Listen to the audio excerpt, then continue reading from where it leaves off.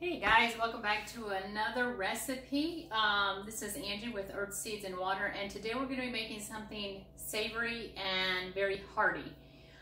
So we're going to be using chickpeas and chorizo, soy chorizo, and zucchini, tomatoes, and onions. Because right now, tomatoes and zucchini are in abundance in the farmers markets, in your own gardens.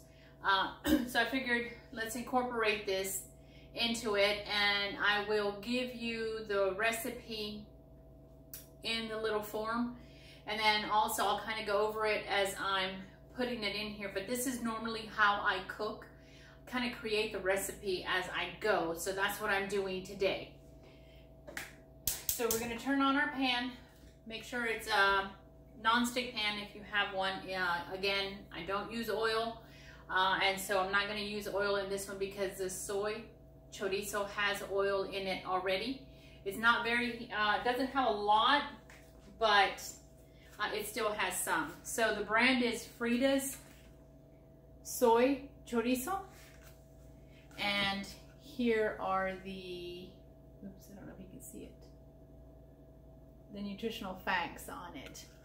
So it has 6 servings, 90 calories, 4.5 grams of fat per serving.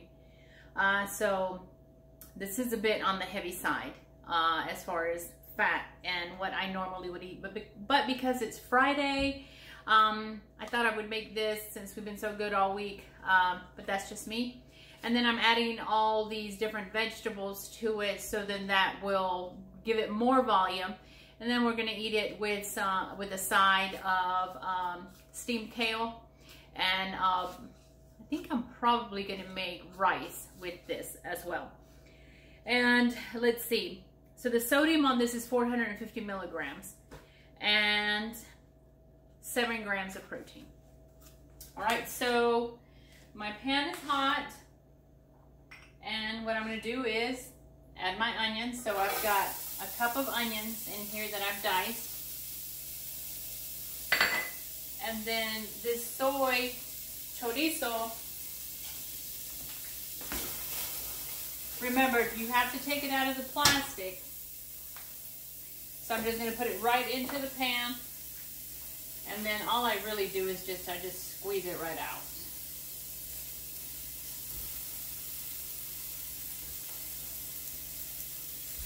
You know, it doesn't look very appetizing, but you know, that's how I do it. Once it's cooked, you'll see,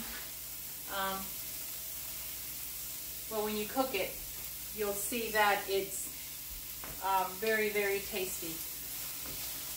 All right, so we're just going to break it up with our spatula or your spoon, whichever you're using.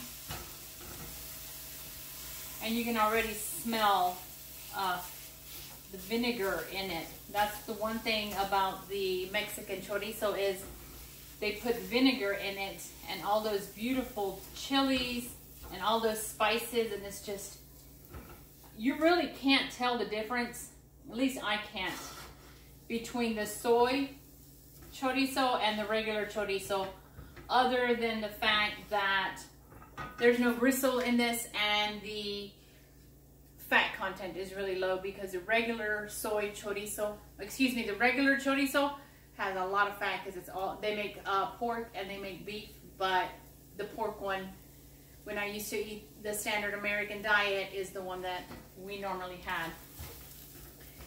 All right, so as we're cooking this, you will notice that things are starting to stick to the bottom of the pan. Again, don't worry about it. You'll be all right. So once you've got this all incorporated, we're going to add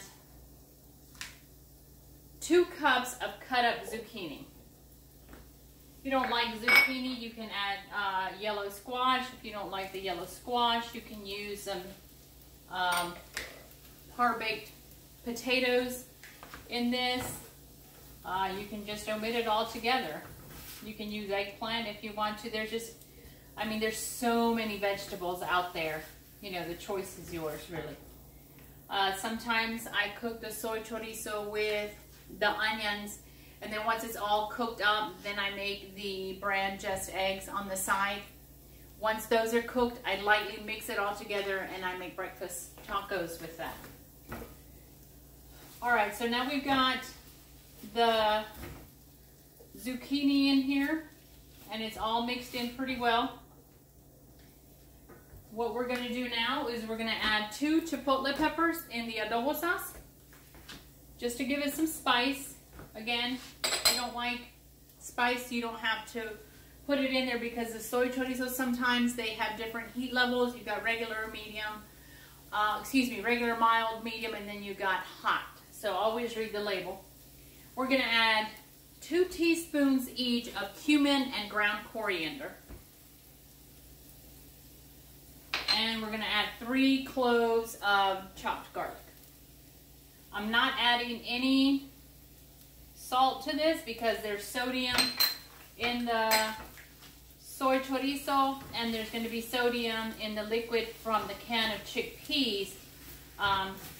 So we're going to be adding the whole thing liquid and all. If you don't want to do that, drain your chickpeas, rinse them under cool water, and then use them that way, and then just make sure you have a cup of water on the side. All right, we're also going to use 2 cups of fresh tomatoes. So we're just going to pour those right in.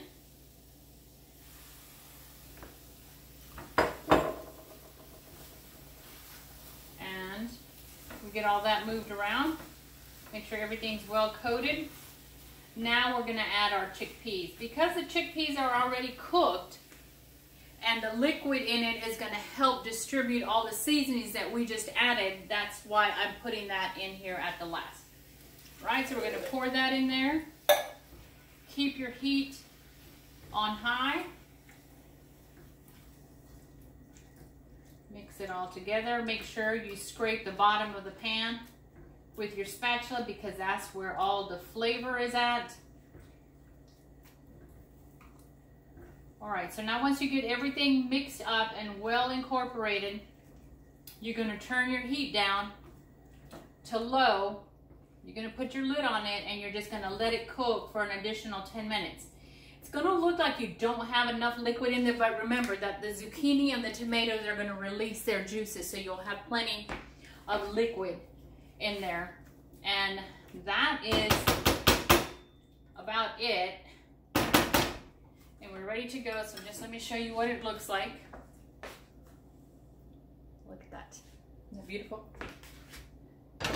So we've got it, we're done, and then I'll post pictures later of what it looks like once I've got it plated up. I don't want to keep you on here so long.